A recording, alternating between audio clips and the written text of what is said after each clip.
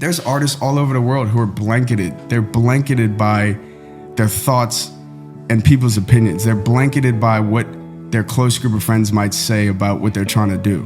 Like, if you have this feeling inside of you that you know you could possibly produce something and you blanket that goes back to our first thing. Like, you have no idea where that could lead to.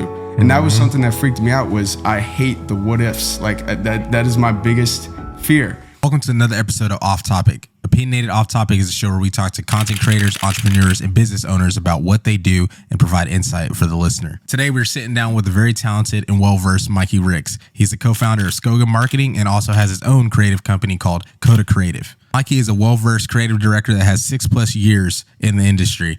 His skills are planted deep into video production and evoking emotion through visual assets. With years of experience in the industry, Mike has a strong reputation for producing creative and high-quality visual content and is focused on design and brand development. Make sure you guys like, comment, and subscribe, and stay tuned for the rest of the episode.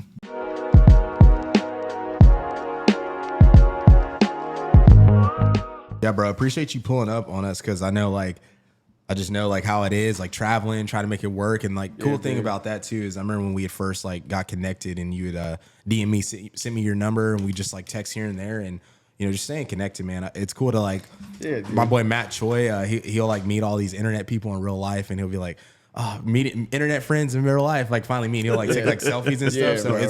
I feel like it's super cool when we're able to meet people from doing stuff like this. Because I was on a podcast last night and I was talking to shout out the boy Jack on the Red Dolphin podcast, and I was like, man, I would have never met certain people, or me and Carlos would have been meeting certain people if we never decided to start recording and picking up a camera and talking to people. So finally excited to meet you, and your girlfriend is super dope. Shout out to her as well. But yeah, man, take us back. What made you want to get into all this and pick up a camera and all that? All right, yeah, dude. So I think when I very first started, the first time I ever picked up a camera, I really just wanted to make memories, right? So we would go to all these music fests, and at these music fests, I would basically just sneak the camera in, and it turned into creating these event recaps for me and all my friends.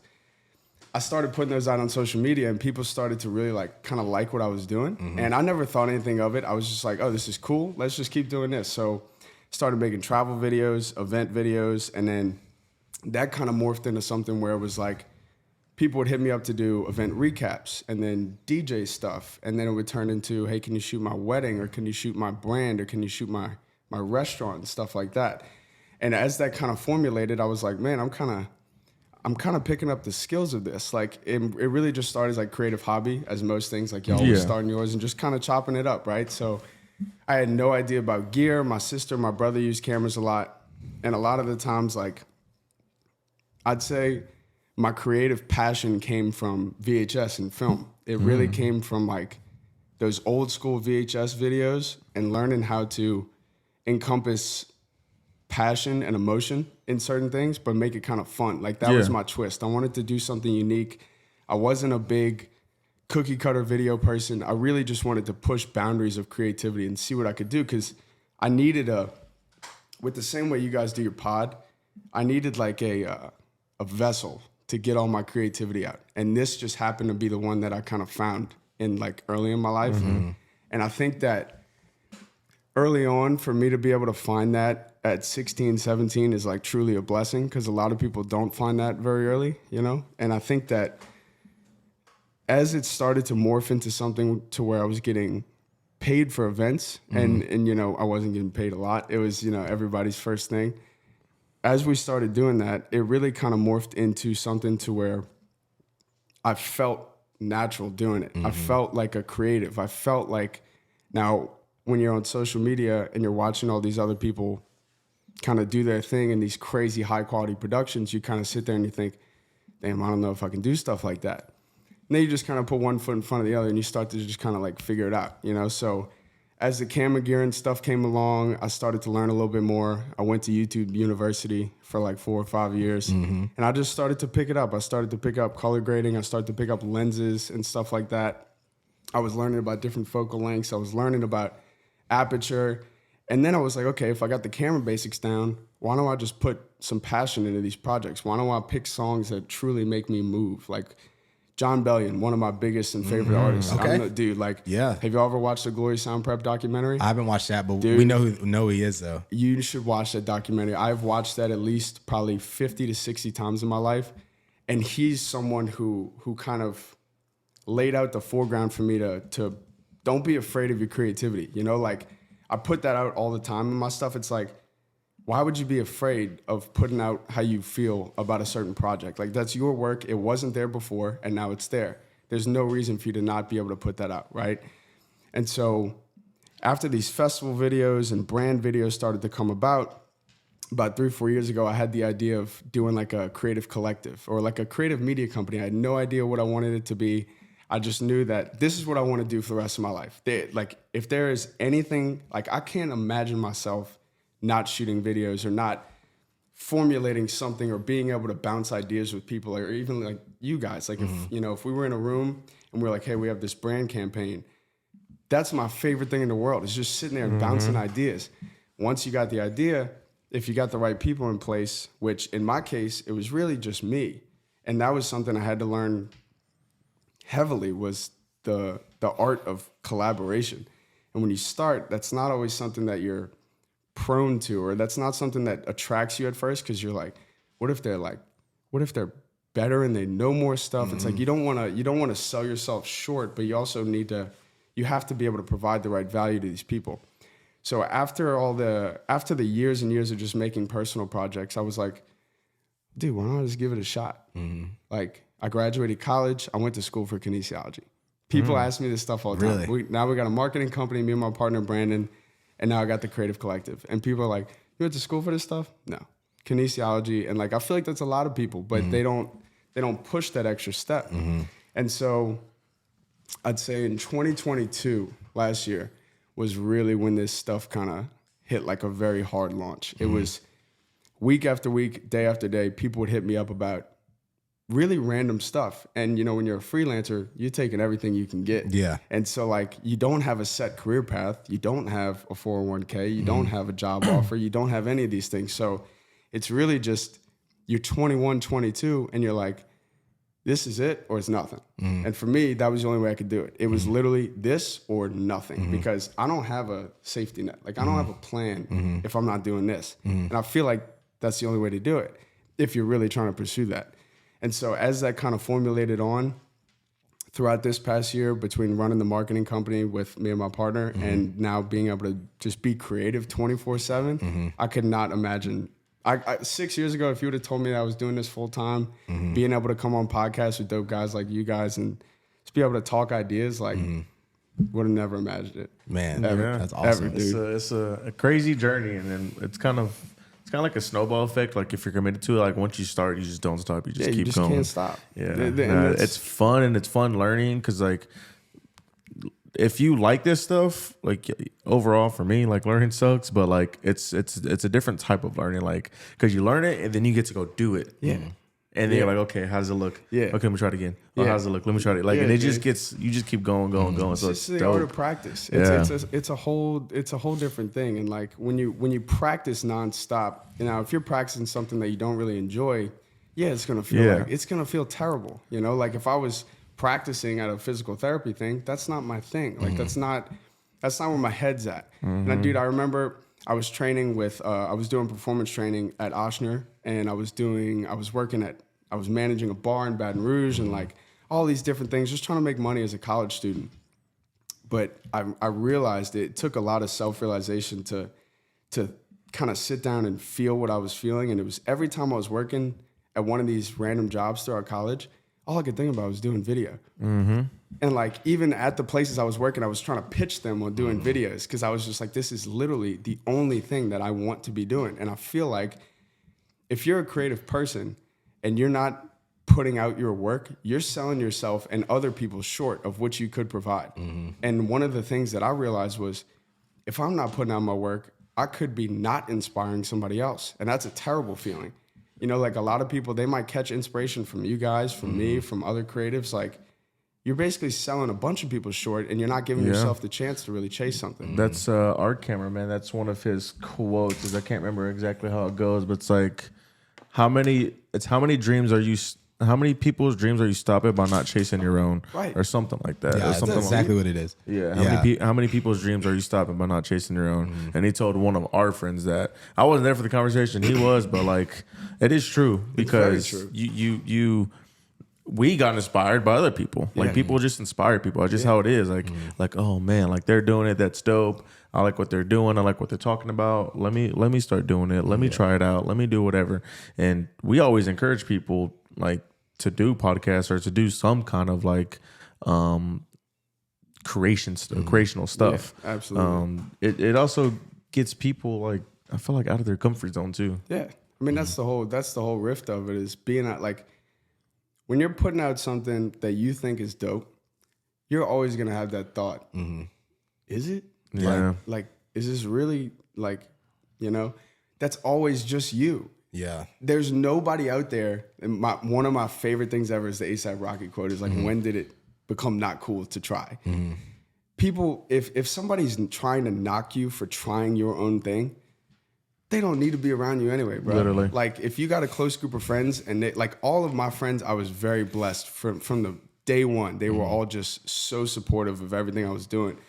It could have been because they were all getting these dope ass memories of these videos. But nonetheless, dude, like I love them with the bottom of my heart because when I was 16, 17, they were literally, I told them, I said, I'm going to make videos for a living. And this is when I was running around with a Canon power shot at festivals and shit. And like, I didn't know about color grading. All I knew was this song sounds cool. These videos look cool. I'm going to put them together. Yeah. And when I started doing that, it just kind of became a thought of like, if I'm stopping myself from being passionate about my own work, what else am I stopping? Like what else in my life? If that's the only thing I want to do and that's the thing I'm not doing, everything else is going to snowball, but it's going to snowball on the wrong side. Yep. Really, really bad. And that was a big, big realization for me. Like even with the marketing company, with me and my partner Brandon went to Europe and we had this thought there. We were like, I know the creative side of stuff. He's really good at business development. And so we thought to ourselves, we're like, we could go and do separate things, but it goes back to the art of collaboration. Me and him started working on a project, 8-9 months of deep work, and all of a sudden we have a marketing company. And now throughout the year, it's been booming. And it's like, imagine if we were just like, nah, that'd be too much. We wouldn't, like there's a whole door that opens up for you when you just kind of, it's cheesy, but taking that risk, dude, like that risk. And in all reality, when you're 22, 23, it's not even a risk. What are you're you so losing? young. Yeah, you're not really losing One of my anything. favorite things I've ever read was that if I'm chasing something that I truly believe is there and that's creative and passionate, and I fail, you're going to fall back to what most other people are doing in their daily life. Like, it's not like you're going below, right? You're not going to do that and just go absolutely broke. I mean, unless you do. Yeah. But at the end of the day, if you're 22, 23 and you got a little bit saved up and you're kind of feeling out what your passion could be and kind of seeing where it could go. If you fall back, like let's say everything crashes, like you just completely lose your touch, like all you do is fall back to where you were before. Yeah. And that was something that was comforting for me. I was like, if I try this whole creative aspect, this whole lifestyle of just entrepreneurship and creativity and being a creative director, if I try that and it fails and it crashes and burns, I'm just going back to where I was. Yeah. I'm not going You have a degree too, so like you have that to fall back on. Exactly. Right. And like that, it's so weird to think about now, like my thought process when I was 21 or 22, coming right out of college, I was just thinking like, it felt like the biggest narrow Y road of my life because it was like, if I take one step in the wrong direction, at that time, it felt like one step in the wrong direction could lead me to a life of not doing what I'm trying to do. Yeah. So at that exact moment, right when I graduated college, I knew from that start, this is what I'm doing. And being able to follow that has been the coolest and craziest journey. Like what we were just talking about, like being able to meet these business owners who have been there and gone through the trials, gone through all the tribulations of being that young creative, trying to explain to people what you do. And like, not a lot of people might understand it. No one's ever going to understand it, dude. When I tell people that let's say I call myself a creative director, right? Because I can direct projects, I can direct campaigns, I can do all this stuff. Nobody really knows what that is. A lot of people might tell you, oh, that's cool. But it's because they don't know, right? If I went to them, I said, hey, I'm a dentist or I am a engineer or things like that, they know what that is because that's familiar to them. So that's another thing is dealing with that, talking to all young creators. Like if you haven't taken that step, dealing with that, dealing with the family, dealing with uncles and aunts. Hey, what are you doing with your degree? Oh, I'm not using it. What do you mean? You just did 4 years. I know that. That's not my plan. Until they see it in their eyes, it's not real. Yeah. You got to bet on yourself at that point. Yep. And that's what I felt like truly separated my thought process from a lot of people around me in that same creative space was it was betting on myself the whole time. Like the same way that you guys are kind of betting on yourself with this pod. And it started from just a hobby and it started from just a familiar of creativity and just chopping it up. Yeah. It's really the same thing with me. It was like, if I'm going to bet on myself, I think I got the best chance. Yeah. If I'm giving somebody else the opportunity to use my skills and stuff for their benefit, that's just not going to play out well. I know it's not going to play out well for me. And as we've seen over the last 2-3 years, they can cut you off at any second. Man, literally. Ridiculous. Like, dude, my stepmom has she's got a couple of friends who worked at her company for a long time. And, all of a sudden, done. And it's like they got kids and a house and a mortgage to pay for. And that scares me to put your chance in your life in somebody else's hands. Yeah. That was my biggest driving force. Like to be able to support a future family. Like if me and her have a future family and a house, I don't want that house to be under someone else's control or being able to pay for that house. Yeah. Because at any point, if they say, hey, you've been here for 30 years, we love you to death. Here's a severance pay and a cake. Have a great life.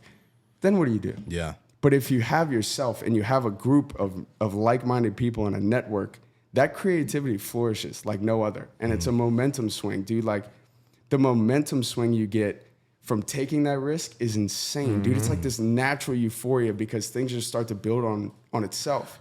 You know what I mean? Well, it also kind of lights a fire under you because it's like, I got to make money somehow. You got to do it. Yeah. And then you got to figure it out. Well, two things. One, when you got to explain to your family, like you're not using your degree, there's one, if you don't go to college and you try to do something, college is always going to be there. So you can always go back. Two, if you get your degree and right after you get your degree, you're trying to do this, your degree thing is always going to be there. So you could just go get a job after if it just doesn't work out. But at least you're young enough to be in the position you are and be able to do that. Right.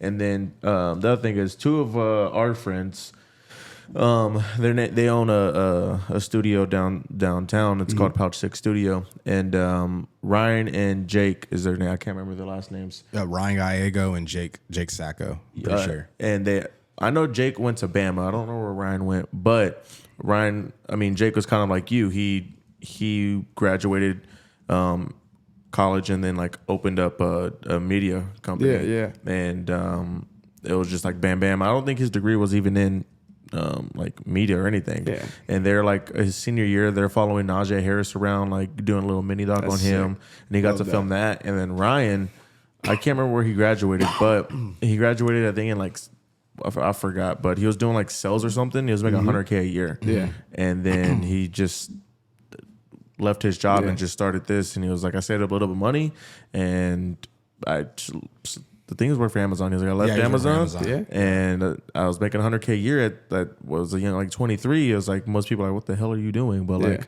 this is what I wanted to do. And it also lit a fire because like, if I don't make money, like I'm not going to eat or whatever. So and now look at them, and they're shooting private commercials for jets and doing business to business and doing crazy things for crazy companies. Yeah, they just had because F1 comes here every year, and they just had like the Mercedes team in their studio doing stuff for them. Man, so like that just shows you how far they've come and made it. Yeah, absolutely. I mean, like what you said, dude. When your back's against the wall and you kind of got to figure that stuff out. I mean.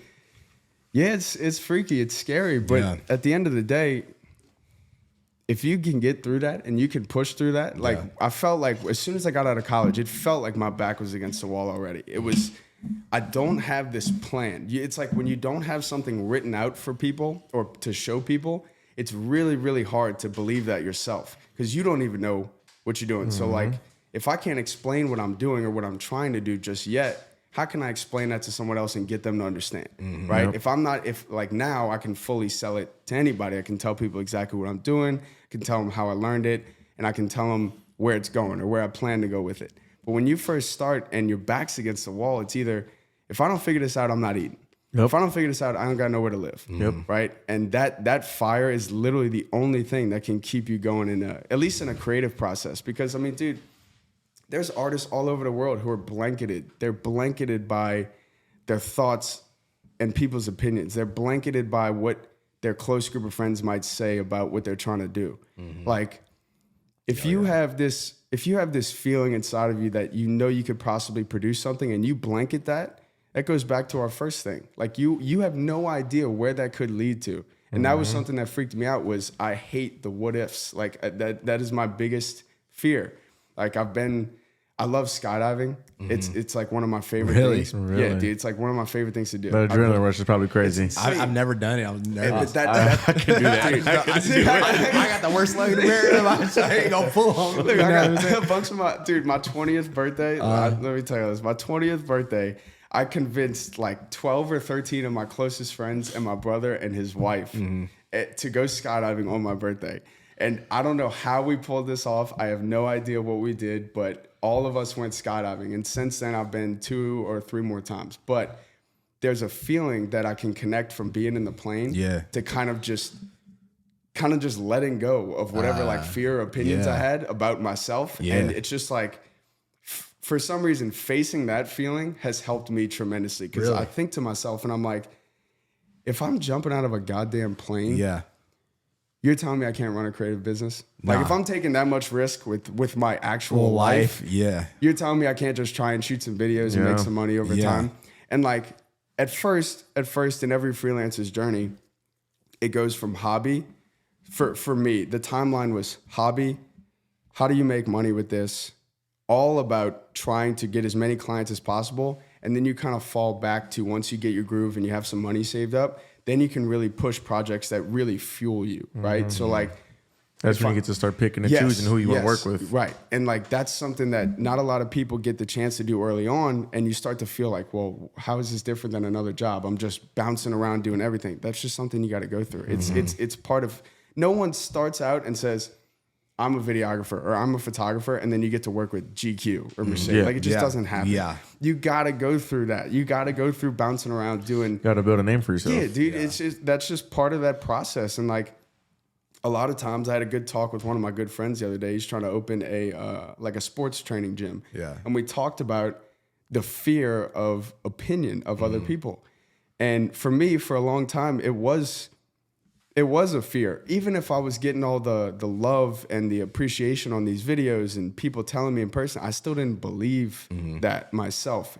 And that's something I feel like a lot of artists and creatives fall into is like people will tell you all the time, hey, I love your stuff. I love your work. I love this. I love that. But you still don't really like believe that fully yourself. Then I was telling myself, if I'm not believing in myself and what I'm doing and they're telling me this, then I'm all screwed up. So I had to take a huge step back. And I said, why did I start doing this? Where, like, go back to your roots, right? And a lot of people are scared that if they change their hobby into a business, it's not a hobby anymore. But if you can lean on what brought you to that and just push that through your business, it makes a difference. Like people understand, people see that. And I feel like with the unique style of creativity that I can bring to the table for a lot of these brands or companies or even people, I feel like that can fuel a whole nother, hopefully a generation, down the line. I want to leave an impact to where people say, if he could do it, I could do it. Because I wasn't special. I didn't have a $10,000 camera. I didn't have microphones. I didn't have lighting. All I had was, I think I know what might look good together. And that was it. That was the start. And I told her about it when we very first met. I told her, I said, I think the only reason I started shooting video was just to have memories, because I hate missing the moment. And a lot of times, you know, we're not there, we're not fully present. You try to be present, but you might be worried about your bills or your cars or whatever it may be, your life problems, your family problems. And you miss moments a lot, moments that should be encompassed and like fully felt. And that was another way for me to capture those things. And like, I tell my friends all the time, I'm like, dude, look, the reason I made these was for when we're 40 and when we're 50, Look back at sit it down and for say, now, hey, though. kids, see your parents right there, bro? Yeah. Some badass people, right? Yeah. And that is what started this whole thing was, if I can make things, if I can make art, right? We'll just call it digital art. If I can make these things and these things can have a lasting impression on people, I did my job. All I want is to be able to put out stuff that I think is really, really cool. And if other people find it cool, that just makes it better. But at the end of the day, if I think it's cool, that's good enough for me. And like, that's something that a lot of people don't take that step. If they think it's cool, that's 25% for them. It has to, the other 75% has to be fulfilled by other people. Like, if you guys started this pod and all you guys thought about was, well, are people going to watch? Are people going to listen? You probably would have stopped the pod, right? And like, that's the same way for any type of creative or any entrepreneur as a young person. It's like, if you're waiting for fulfillment from other people's opinions, you're going to feel empty your whole life. And that's something that I had to really learn. And it takes a while. It takes practice. It takes a lot of reps, I'd say. And I think gearing back to when you have an undefeated amount of reps, you kind of build a self-respect for yourself. And that makes it a lot easier to put your stuff out to the public. I think that's a major factor in that. At Pouch 6, they have Black Magics right now. Well, I think they're going to stay there. I went last time I talked to them, but they have Black Magics right now. They had FX3s, and he likes Sony's better than the Black Magics because of the autofocusing. Yes. He says it's not as good on the Black Magics as it is on the FX3s. Sony's been killing it with that. Sony cameras are just Pushing. different.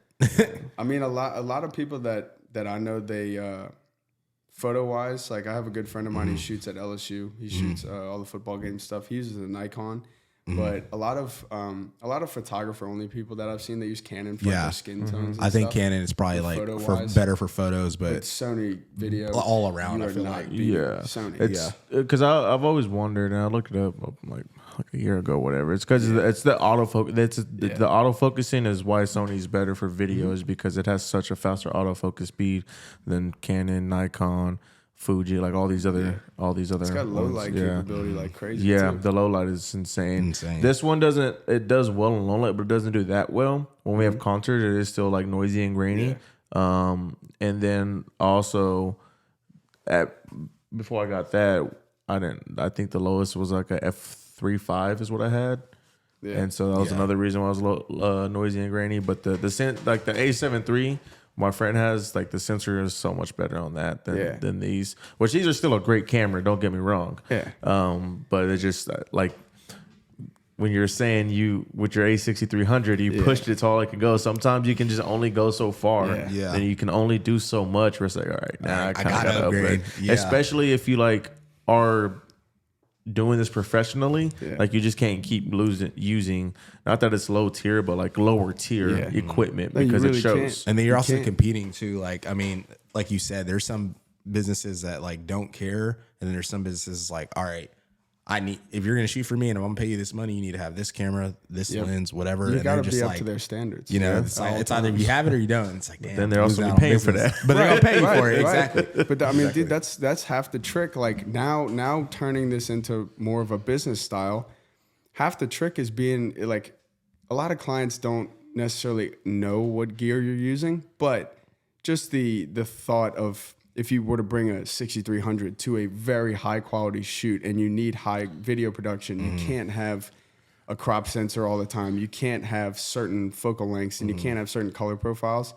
And that's something I realized was pushing something to the limit is necessary, but also making those investments in new cameras and new lenses, like, it's just something you got to just kind of bite the bullet. It's scary at first for everybody. Some people because it's expensive. That's the only thing, is just like so expensive, and it is hard, because it's like, man, we'll just use a 2470 for example. Like, man, I just bought this and like I have no use for this. I just wasted this $1,800. Like, and those are heavy. Yeah, the lenses are heavy, man. Like a lot of people, some people that I've seen, they'll go equipment first, but they might lack the technical skill for it, and that's okay as long as you're building and working towards that skill. Yeah. But for me, I feel like I did it the flip side, where I was using the most minimal equipment possible, trying to produce the best way. And for me, I feel like that worked the best because it really pushed the limits of what I could do to a certain point. And then at that point, I was like, okay, dude, I can't use this camera that fits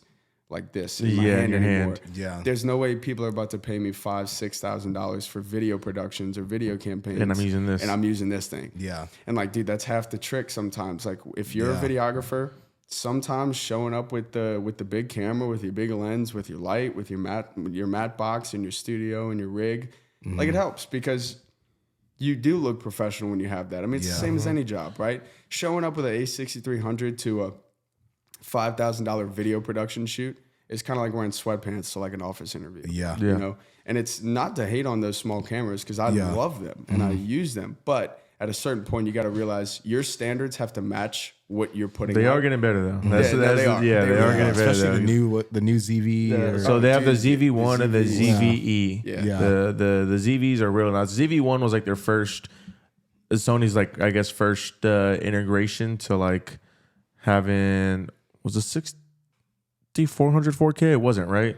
No, they both shoot in 4K. But The it's only 6400? 4K 30. Okay, so the ZVE was 4K 60. I mean, the ZV1 was 4K 60. Yeah. And then the ZVE is, I don't know, like the I know it's better than the ZV1, but I was like Sony getting into like versing the GX7. Right. Right. But they are getting better, and that is the good thing. Yeah. So you can like, if you need to, I don't recommend it, but because you can, I haven't messed with the ZVE much, but the problem with the ZV1 is you can't manipulate it. Right. It's set in what it's set in. Yeah. Like you Kind can't. of like a vlog. It's That's what it is. That's And a lot of people are yeah. using those. Like, have you ever heard of the 505 podcast? There's a couple creators. I think they're all based out of LA, but they basically do what you guys do, but it's really just based out of like that LA filmmaker creative style. And a lot of the stuff they talk about is new camera gear and like what you can use as a starting filmmaker, videographer, photographer, whatever it may be.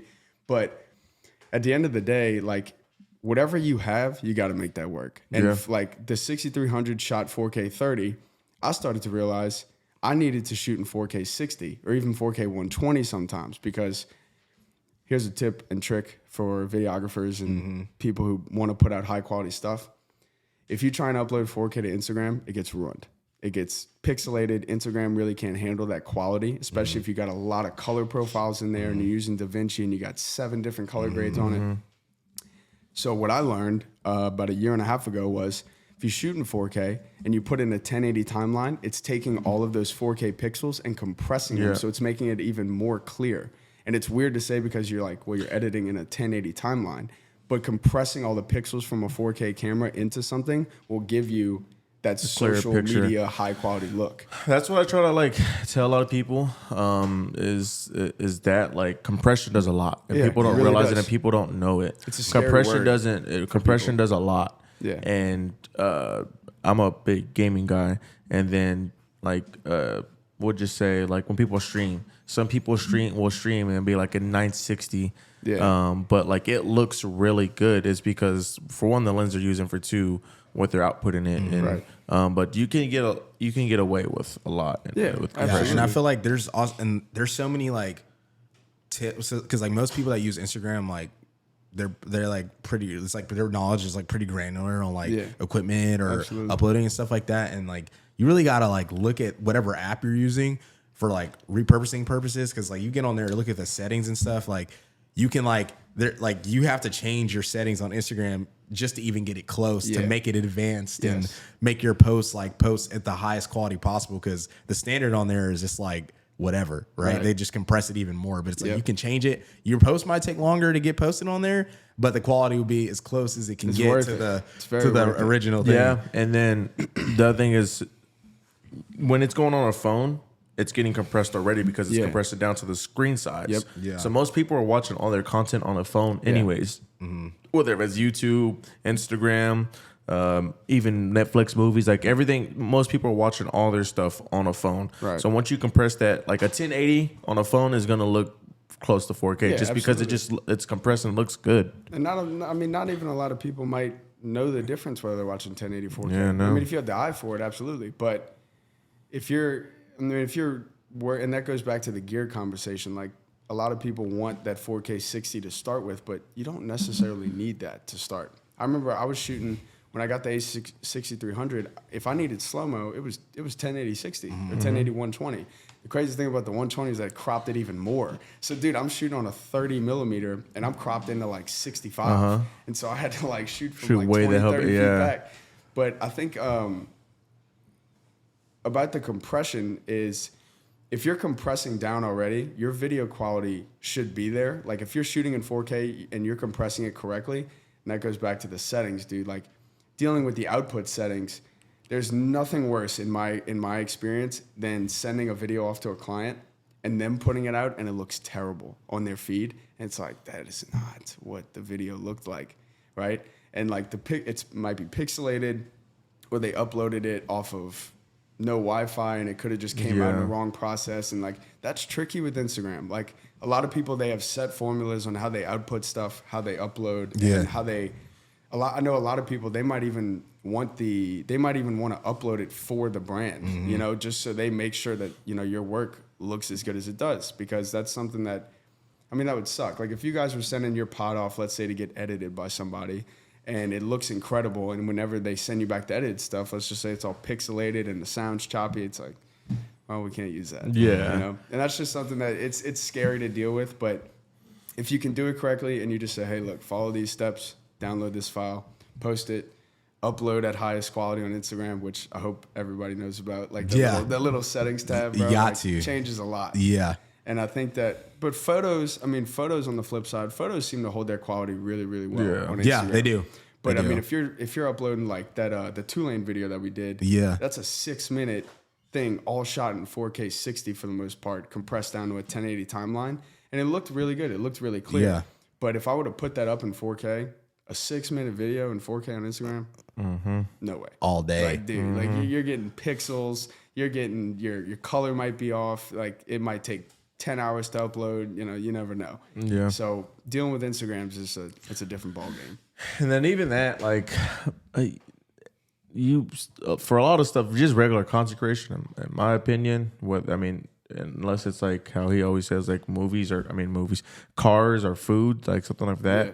No one really needs to shoot in 4K, Right? Because it's a lot. Like your file is gonna be super, super big, and most people, regular people, don't have a laptop, a Mac, or what do they call them? Are they Mac or iMacs? Yeah. Or a PC that can handle that big of a file to upload or download and then render it also, like all that stuff at once. Most people don't have it.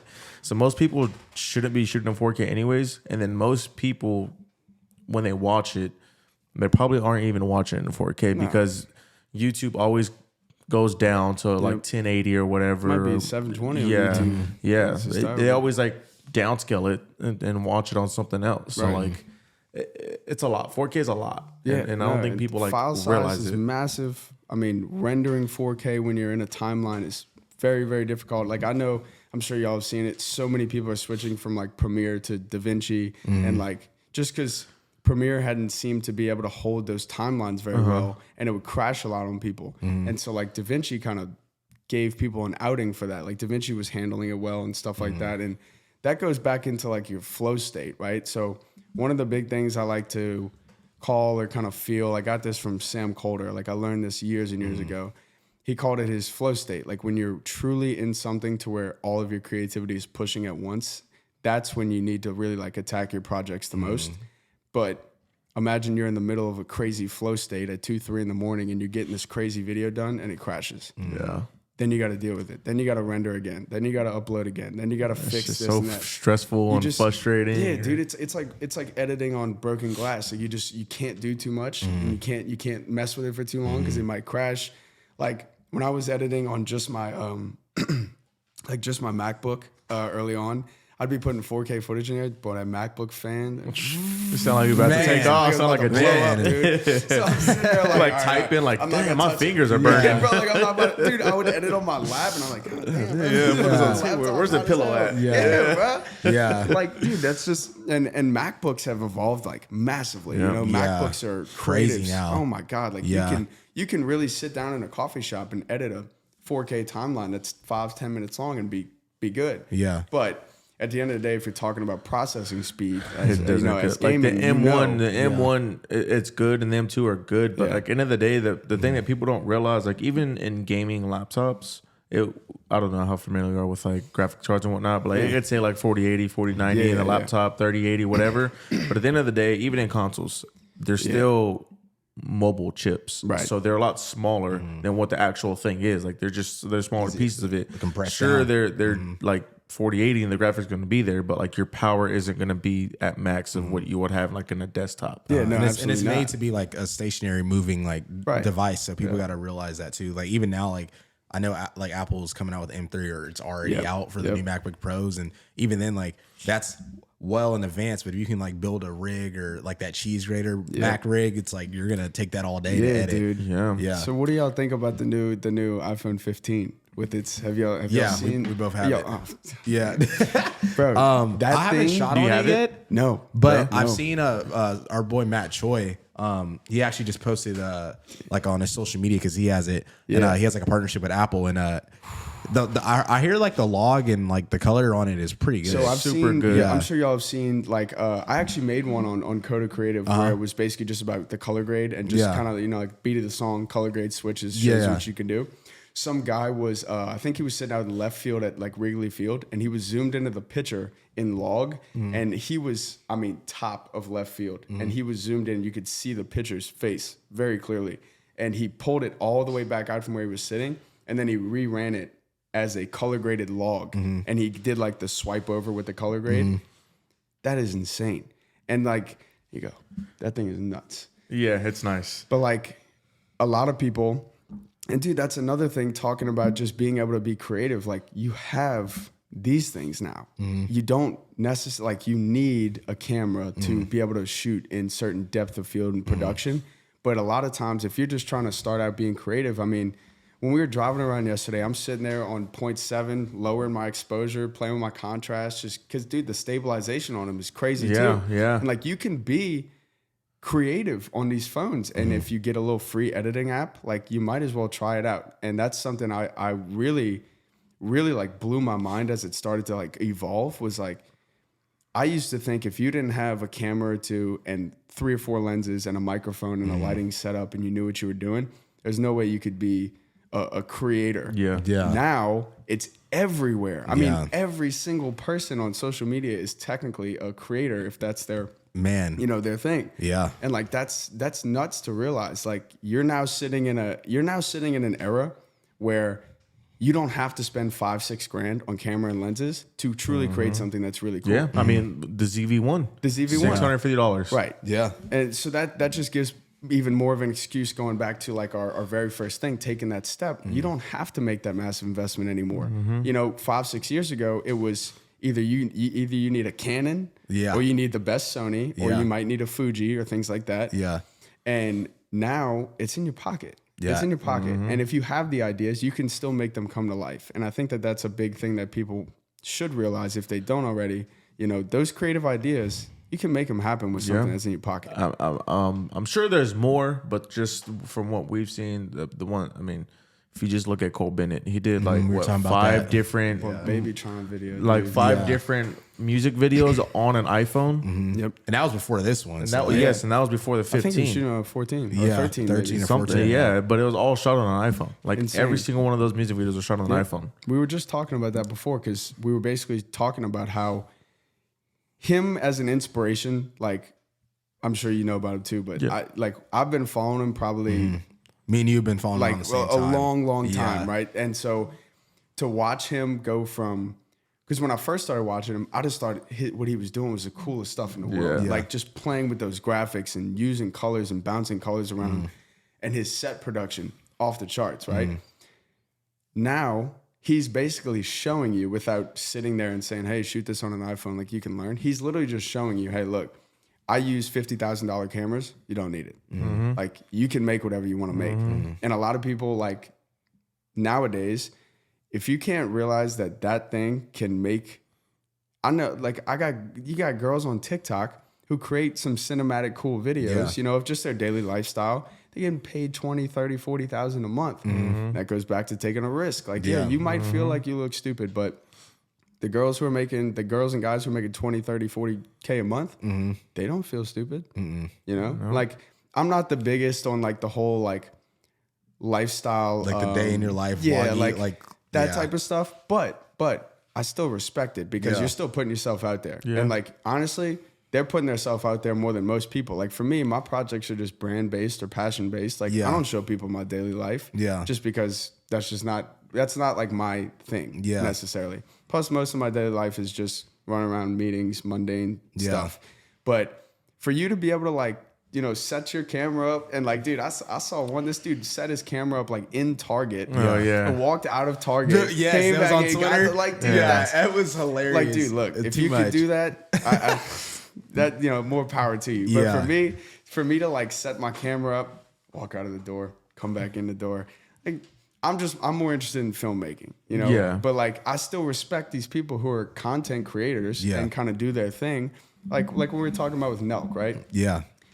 And Nelk's got absolute banger videos. Shout out Osgott. He's one of the best editors I've ever seen. Yeah. And just in that, he created that whole like vlog mixed with cinematic party lifestyle for them. But nowadays, if you look on Snapchat, Nelk's posting 500 times a day. Yeah. And they're getting paid from it because you run ads in between. Yeah. And it's like, there's so much opportunity. Like when I was 16, 17, and I was just kind of learning this, I didn't know about any of that. And like, I'm not a influencer creator by any means. Like I just like to make films. I like to make cool stuff. Same with y'all with the pod. You know, like y'all aren't doing day in the lives and like, you know, stuff like that. But just to show that there is opportunity everywhere for it. Yeah. And I mean, realistically, if I was putting out some videos of me kind of doing my daily thing, like for the marketing company, we've kind of pushed more towards now showing people what we're doing on our daily rather than just showing out results, because I feel like people like the process. They like you know? that behind the scenes stuff. Yeah. And that's something that we literally just rebranded the whole marketing company to basically just making reels and stuff of what we're doing on our daily basis, because we realized that, dude, putting out numbers and stuff that we're doing, half the people don't know what a CTR is. They don't know what a CPC is. They don't care about that stuff. They just want to see what you guys are doing. So I guess technically I am kind of moving towards the lifestyle. So yeah, because that's what I was saying. Like whenever we get like a studio and whatnot, like I'll probably like vlog here and there, just to kind of show like what we do and stuff. But even then, like once we get like a creative space, like I feel like people are gonna be like, oh, what do they do on the daily besides when they're putting out these projects? Or like, what are they doing in between, or just like little snippets and stuff, stories and whatnot? Because I feel like it can relate to people, and then it's all about perspective. Yes, like I tell them all the time, perspective is probably like the biggest thing. You can be shooting these cool guests and stuff, but if you're not kind of documenting stuff here and there and kind of like giving people, oh, this is, you know, a little teaser here or whatever, then you're not really developing that buy-in from like whoever you're trying to, you know, make your consumer, you know? Yeah, so absolutely. And I mean, I always go back to it.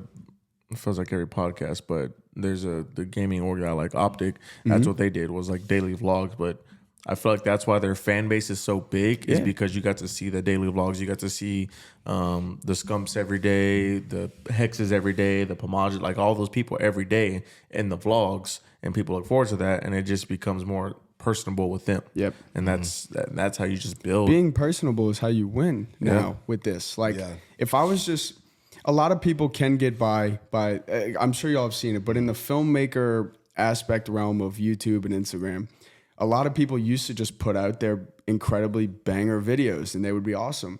But when they started doing like Daniel Schiffer. I don't know if you guys know who that is, but he basically just makes tutorials. He puts his commercials out that he does for these brands, but then he makes these 30-minute tutorials on how he does everything. He gets 10, 15 million views on these things because it helps me. It helps other creators.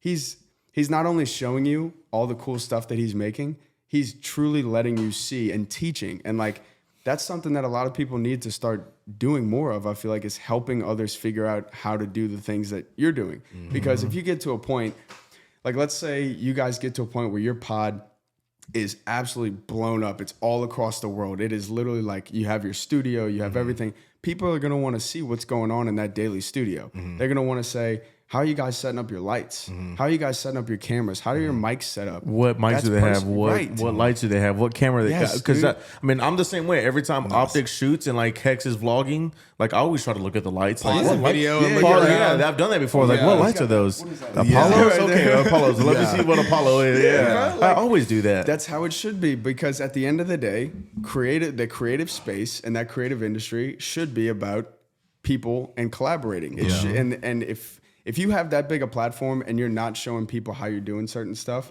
I feel like you're kind of taken away from what could be, because you could be helping out someone who has the idea, they just don't know how to do it. Because it is technical. It's hard. Like even setting up this right here, like it's tough. If you brought a random person here and said, all right, we're going to disassemble this, we want you to put it back together, it's not going to happen. So those creators that really go out of their way and really push how they edit, how they shoot, what gear they use, I respect them so much, because they give so much free game. Shout out Peter McKinnon. Dude, Peter McKinnon, absolute legend. Tom, I think his last name's Noski, Tom Noski. He was a creative that he would shoot these like little mini videos, and then he set up his camera and he just started talking about life and financials and business and how to be creative. It blew up instantly. All of his old videos, no one even cares about him anymore. All they care about the free game that he's giving. Peter McKinnon. Potato Jet's another good one. Yeah, dude, like Sam Coulter, Peter McKinnon, Daniel Schiffer. I mean, there's a million people on YouTube who just want to give you game. Daniel Schiffer, he's friends with Peter McKinnon, right? Yes. Okay, Yeah. that's why I know that name. He's like his, I guess, co-photographer. He does like a lot of videos with him. Yeah, so I think Daniel Schiffer, the crazy thing about him is that he uses Final Cut Pro, right? Which a lot of people are like, oh, it's just like an upgraded iMovie. But that's another thing.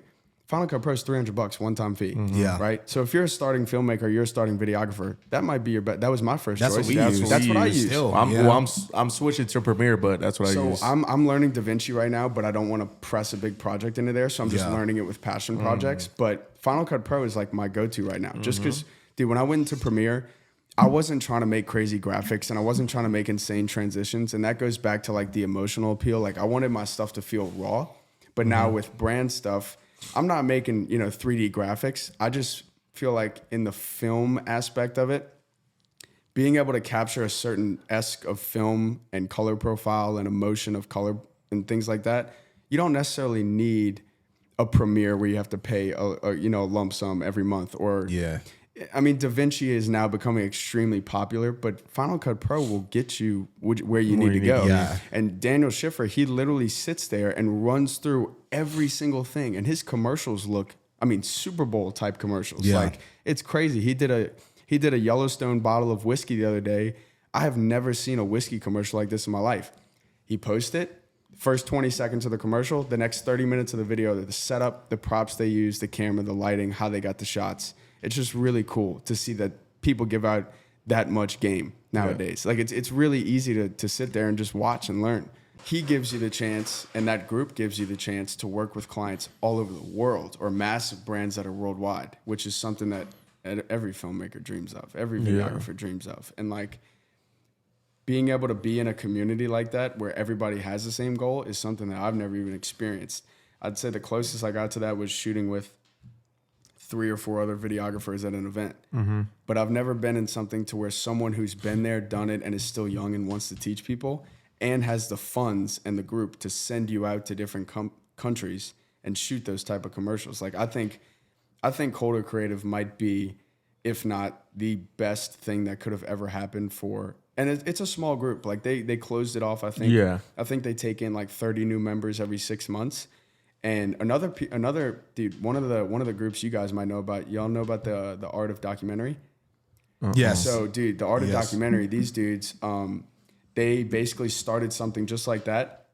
Anybody can join that one. Like, there's no limit. Yeah. And they have this module. I think it's like 6 or 7 modules, and they teach you everything that they know. I mean, they're producing like insane docs, sports docs. They just did a giveaway, right? yeah, the FX3 giveaway. FX3. Yeah, I was on the Instagram yeah, same. live, dude. I saw it because of you. I was like, and I sent it to Bird. I was like, man, I hope we win that. That'd be clutch. Yeah, bro. Like these 2 dudes, or maybe it might be 3 guys, but they started their thing, and dude, I've been following them for a while, and they've really helped me with my cinematography. Like same thing, free game. I mean, dude, they're on their Instagram just giving you all the tools that you need, which makes it even more fun because even 5-6 years ago, that wasn't there. Yeah. That community feel of people now saying, okay, I've done it, let me go teach people. Like, it felt like a couple of years ago, everybody was just like, no, like, this is my thing. Like, I'm the best, or I can do this. Now it's kind of flipped back on itself to where people are truly reaching out and developing communities. And like, that's something I've never seen before. And I think it's the dopest shit imaginable. So like AOD, Colder Creative, I mean, even what Peter Mckinnon does, I mean, he is the top tier. Like, my partner Brandon for the marketing company, he's trying to get into learning photos and kind of learning his way around a camera. And I told him, I was like, dude, Peter Mckinnon, Tuesday videos, the 1 minute, 2 minute videos. A little camera he will show you yep. everything you need. Now, if you want to go more in depth, watch his 20-minute videos. Yeah. But he was one of the very first ones. He even has a full video on like Adobe After Effects. Yeah, no, he teaches everything. Everything. And he has full videos on like Photoshop, After dude. Effects. He teaches everything. And that's when we first got into this, our videographer, he's the one who like, go watch Peter McKinnon's the 3 camera basic videos he has. He's like, watch those over and over and over and over and like learn what this stuff actually is. You sit in front of your computer, you sit down, you grab a camera, and you just watch. And every time he says something, you pause it, you try and figure it out. And like, that's what I did, dude. I started my first ever camera wasn't actually a 6300. It was a Nikon D like 7400 or one of those big ones, old, dude. It felt like a goddamn tank in my hand.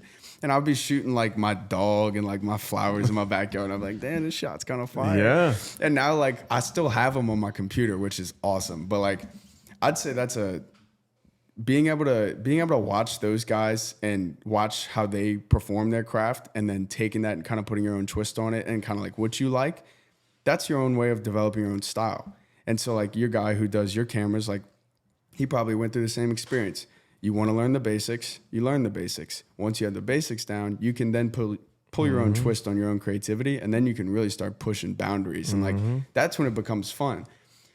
Everybody wants to try and do something that hasn't been done before. Like, that's kind of like, I feel like in the standard of creativity, it's like, well, how creative can we get, right? And like the commercials, right? So there's not that many commercials that don't have these insane boundaries of creativity pushes. Like, one of the things that I really like is when brands focus more on the lifestyle of things. Red Bull, right? Yeah. I saw a video the other day. It was a perfect description. They said, why does Red Bull do so well? You go on Red Bull's page, you don't see their products. You see the light, like the athletes. feeling. You see the feeling that Red taking Bull an F1 wants. car through some random city, closing the streets down, like stuff like that. Yeah, like same with Coca-Cola. Like if you go on Coca-Cola or McDonald's, like there's really not that many product photos on there, right? And so when you look at brands like that, they're now pushing a lifestyle. Like they're pushing a feeling. And that's something that you kind of have to adapt to. Like when you're working with big brands, product photos are still always going to be product photos. They're still really, really dope. But brands are now moving towards that UCG, or UGC, that pushing out saying, hey, Bloom Greens, right? They're doing it where they're just giving people their product and they're saying, hey, go ahead, use this how you want, use your platform, show us what you can do, right? And stuff like that, I feel like is maturing the game to give even more people opportunity. Like if someone sends you a product and they say, hey, go make us a cool creative campaign. You know, maybe they'll have like a couple guidelines to where they want it or how they want it to look. But overall, they might give you the idea. And I feel like that's really cool. Like as a creative director, when someone gives you free creative range, Man. that's like a Christmas present, dude. I mean, like you cannot ask for a better thing. Now, there is always the risk that your thought might not align with them. Yeah. But at the end of the day, if they're trusting you, you kind of have to lean on the fact that, you know, they're trusting your ability and your thought and your vision. And like, whenever you're kind of pushing into that creative space with brands, it gets pretty freaky at first because you don't want to mess up anything, but you also still want to have your creativity in there, because if you put something out that isn't you, it's not going to feel like, yeah, you might get a bag from it, you might get a good check, but at the end of the day, if it's something that you felt like you just kind of listened to what they said to do and just kind of followed those steps, it can't be that creative in that aspect. That's what I was curious to ask you about too, is because like you have some super dope like passion projects and stuff on your page, and you're also doing like a lot of client work and stuff like that. So I feel like too, I'll talk to Carlos about it all the time, but I feel like there's people that are like really, really good with like the nuances of using a camera the right way, editing like the right way, like from like a step-by-step book example. And then you have people that might not be the sharpest with the camera or tools, but like they are just way more creative from like an editing standpoint and stuff like that. So I guess where do you like fall in line with that? So for me, I'm probably more on the second line. Yeah. Like I'm not the greatest camera worker. I'm not the world's greatest gimbal.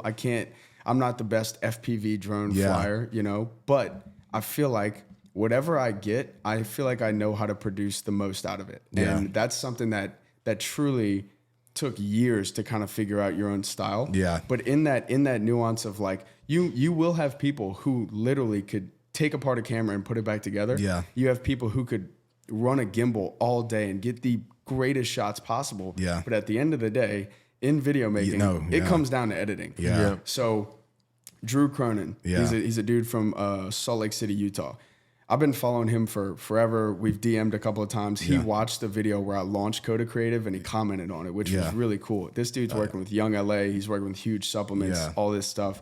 And he's got this insane style. It's it's hyper realistic. It's 3D. It's different. And that's something that he might not be the best with the camera. He might be, but his editing game is on another level. And like nowadays, a lot of people will shoot videos and they'll send it off to a person that they know has the right editing style. So that's something to where that comes in. First, you get the camera stuff down and you're like, all right, I know how to shoot. I know what shots to get. I know how to work my aperture, my exposure and all this. Now you got to learn how to edit. Because like if I give you a big old Lego set, right, you might be able to kind of figure out and put that together. But at the end of the day, it's how you put that together. And that alone, learning how to edit in a style that I felt like catered to me, that I was proud of, is something that took a long, long time to develop. And developing that is not a easy thing, because you do make stuff that sucks. You make stuff that you're really like, you know, it's just not, there's not that many projects where you're like, this is the best thing I've ever made. And when I launched Coda Creative and I did this big mashup, and it was I had clips from the very first time I picked up a camera all the way until like high scale production, but it was mainly just personal stuff. It was drone stuff in Europe and all these different things. But that video, as of right now, is the most proud I've ever been of a video. But that's because it was me, and it was. I wrote in the caption, no seamless mask. There's no transitions in here. There's no flares. There's no light transition. This is what I wanted to put out. This is raw. This is what I see the world as. And I feel like that's something that is really cool, in my opinion. Like that goes back to our thing. Like if I think it's cool, it's good enough. Yeah. And if I can show you how I'm seeing the world and it's something that you might enjoy seeing, I feel like that's good enough for me. Yeah. And that's just on that personal side. No, for sure. But following the brand stuff, you know, that's when you got to be a little bit more technical. You know, I can't put a crazy shot of a car drifting inside of a restaurant video, you know, stuff like that. You got to kind of pick and choose. But at the end of the day, if someone is coming to you and they're like, hey, look, we want you to shoot this, and they don't really have guidelines for it, you got to push your creativity. Like you got to stay on that standard and that tier of, hey, this is a professional video for a brand or a company or a restaurant, but you can still push your creativity a lot. And I feel like some people might get scared to do that because they might send it off and the company might say, this isn't really what we're looking for. But that's a risk you got to take, right? Because if not, you'll never develop your own style. And developing your own style is the biggest key factor I could ever express to anybody who's doing creative stuff. Like replication to me is the death of creativity. And like, if I see the way that someone's editing and I just try and copy that, what am I doing? You know, it's not me. It's not my style. Like, yeah, it might work for a bit. You might be able to play it off and kind of say, oh, this is my thing. But at the end of the day, you know that you're not trying to fulfill something in your head and put it out into the world, right? And so, like, in the creativity aspect of coming up with something that's never been there before or not done, if you don't develop that style on your own, I truly don't feel like as a creative, you'll never actually be fulfilled with your own projects, whether it's passion or brand, because your style is technically just a reflection of you. And I like to think about a lot of my videos that way. I think that they're a reflection of me and how I think. And I've become a lot more keen to writing. And a lot of times I find myself like writing about whatever I'm putting out is just a reflection of my thought. It's just in a different way. And that's something that is big to me. Like if I can show you how I'm thinking in a cool, creative way, then I feel like I did my job. And usually brands usually align with that because they don't want something that looks like it could have been done by anybody. That's why they came to you, right? They could have, and I take that with a grain of salt with every brand. They came to me, they're paying me, I have to give them my best, because if I don't give them my best, what's the difference between me and the 10 other people they could have called? If they went on my profile or they went on my website and they found me or they found us for marketing or whatever it may be, if we're not giving them the best absolute effort, at the end of the day, it's like, that's not separating us from anybody. And maybe our best effort isn't as good as, you know, high quality or Peter Mckinnon type people, but it's still something that I gave my best effort for. At the end of the day, you can say, I gave him all. Yeah. And like, you know, that's something you just got to figure out. And there's something you can live with as well. Right. And that's something that I'm completely okay with living with. If I give you a video and I say, look, this is everything I thought of. I am tired. Like I put everything into this and here's what it is. If at the end of the day, if that's still not something that they're proud of, then I'm like, all right, look. You gave it your all and that's all you can do. I gave you everything I could. And in the editing space, man, like putting a lot of times in editing, you might get fed up with something or you might come across a feeling where you're like, God, dude, like I've been working on this for 12 hours, 15 hours, like these long things. And a lot of people don't understand the thought alone of the video might take 6 or 7 hours. Like I joke with my friends, I'm like, dude, I look for a song for 2 weeks before I start putting the timeline together.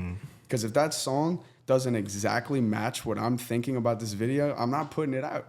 I'm not putting it out. And it's hard to find a song, bro. Oh my God, bro. Music searching? It's so hard to find a song. Dude. We got lucky. One of our videographer did a montage for us last year at this point. We went for San Diego for his birthday. No, it was the perfect song for like the trip and like us. But it was, do you listen to Mike? Oh, yeah. Big time. The Boot Bros put me on to him. Bro, it was the guy. They put me on to him, dude. What's it called? Rodman. It was Rodman. And it was Rodman, and then like he just put Rodman on and he just like we filmed and we gave it to him, and he just put like a little montage together for us with like the Rodman song, and I was like, this song was perfect. For Mike's an easy one to grasp, and like that's another thing is, you know, if you find that for me a lot of the cinematic stuff I like to do passion wise leads back to like Odessa or Mike, that's our videographer. Dude, I mean, Odessa for me, they've been like my favorite musical group for forever. He has the on his form. He has the logo, Hexa. He has that on his form. Icosahedron, I think it's called. But I'll tell you this: when I found the "It's Only VIP" remix, I found that as soon as they dropped it, I think it was 2018. They dropped the VIP. I waited 4 years to use that song. Damn. Like that's what happens in that music stuff, because you know that song and you know the feeling you want to portray with it, but you don't have the stuff to put it together yet. Finally, that's why that project is my favorite, because dude, I literally on the comments it says at Odessa, I've waited 3.5 years to use this song. Please respond. They didn't, but but like that in the music space of things, you might find a song 6 months before you find what you want to put on that song. And that's another thing. Like you gotta, I use Spotify playlists galore. My Spotify playlists are like video of drone through beautiful landscape. And like, it might just have 10 songs. Hell yeah. And then restaurant videos with an upbeat vibe. Like that might be another playlist. And if I hear it and it sounds right and it clicks, and a lot of times in my head, I can kind of formulate what I would want it to look like. even though it's not there, it's just kind of like a fantasy. Like you're just kind of like, well, at this drop, I might want to use something like this or something, this transition or things like that. And you just kind of got to lock them away till you go shoot it. You know, I use I like a lot of lo-fi beats. I use a lot of lo-fi like, just because it just has so much range. Yeah, all there's day. so much range in lo-fi, so I use a lot of lo-fi beats. Editing wise, I put on that lo-fi, drop that volume to about 34%, sit there, and I'm good. I just got so if it's nice if you have I'm a gamer, so I have like a Go XLR. It's just a interface basically, and I can turn my volume all the way up on the iTunes because I use iTunes, and then I can adjust the volume from. Oh, that's sick. And I can That's just dope. turn it up and down how much I want, and I can usually find like, okay, this is. It's Just not the too right low. It's amount. not too Sweet spot. high. Just the Yeah, right it's amount. just Because enough. if it's too much, you'll be kind of like, God, man, this shit's it's kind yeah. of nice, but you need to focus, A right? YouTube Yes, channel sir. that I feel like both of y'all would like, and I use it quite a bit. It's called Electronic Gems. Okay. And they like, it's like electronica, like it's like just different types of music. Like, But it gets you in that state. yeah, it gets it's you in that dope, focus man. Like and that, very that like flow. very Yeah. like euphoric type of music. because So- I use the girl, like I would throw on the Yep, whatever. yep. She's What, I don't know sit- what she's it sitting is. in her window, It, like, it used to doing be like this. chill cow or Yeah, now, but yeah, like yeah. now it's like chill cat or something. I don't know. Yeah, the But cat's sitting right they there. said kid sitting Girl right there. sitting in the Yeah, window. yeah. I Yeah. use that a lot. So we're all connected. We all yeah, know. absolutely. We all know. Absolutely. all got Everybody that, knows. all got that creative, like kind of weird. Like people are like, oh, I didn't know about that, but Bro, it's just dope. it's different. It's so yeah, it nice just to puts have, it 'cause, just like, puts you in a different mindset. If I, dude, It relaxes you so as much. video, I mean, technically, you guys are video editors too. Like, Yeah. you know, if you're sitting there and you're every 5 seconds, you, I don't like that. Yeah. Man. Every 5 seconds, I'm gonna hate this song by the Yeah. end of this project. So I have to put on something that kind of relaxes me a little bit. And so, dude, sometimes like in my headspace, I'll have to like get up from the computer, you take a break, relax, like just chill out for a second, and then come back, and I might have a new thought. And like sometimes I don't even really like to give deadlines on bigger projects because this has happened a lot. I might be editing a video right after we shoot for like 3-4 hours, and I might have this idea and the timeline's building, and then a week goes by and I revisit it and I'm like, that's not it. No. That's not it. And that's something that a lot of people should like. I feel like a good bit of people want to get stuff out as quick as possible, which is great. You know, turnaround time is great, but you cannot sell yourself short on your own ideas. Like if you have a music or a timeline's being built out and it's almost done, give it like a day or two. Give yourself a buffer, right? And come back to that timeline. And you might, I've done it before to where I'm like, what the hell was I thinking? This does not go together at all. And then you switch it and then you find something that you really like, right? Because when you're trying to build stuff out, you're really just testing and trying things. Like your first song you might put on there, your first starting clip or intro clip, that might not be the best one. Yeah. And like that goes for any type of editing, even podcast stuff. Yeah. Like you guys might find like an intro clip or let's say a clip throughout the pod where you're like, that's really good. And then you revisit and you're like, that's not that good. Yeah. And that's something that just comes with the creative process. You got to kind of figure out when and how you start to learn how you're thinking about your projects. And that's a difficult thing to do. Yep. It takes a lot of time. Yep.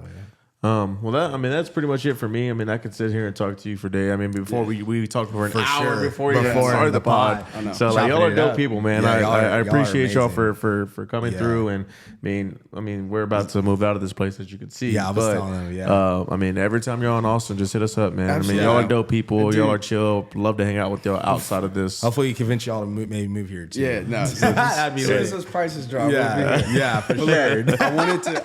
I did definitely before we ended, dude. I definitely wanted to, give y'all your flowers. I've watched the Appreciate page y'all. for a long time, ever since we Thanks, first sent bro. that first DM. Like, dude, I've kept up with it. I've told people about you guys. and, Yeah. like, I think the way that you guys handle your conversations and the people y'all have coming on here and the consistency, like we talked Yeah. about shooting beforehand and being able to give people that consistency, dude. Yeah. I think it's so dope. Yeah, So I appreciate just want to that. say, Man. like, seeing it from my perspective as someone who is in that creative director space, being able to watch how you guys are going about it has been beautiful. So Yeah. props to you guys. It's Thank been you. sick. Appreciate Thanks, that. bro. Means a lot. Appreciate it. Yeah, man. No, thanks for pulling up on us, man. And like I know it was like long overdue, but it won't be the first at all. And No, I definitely. I plan on We'll do it again.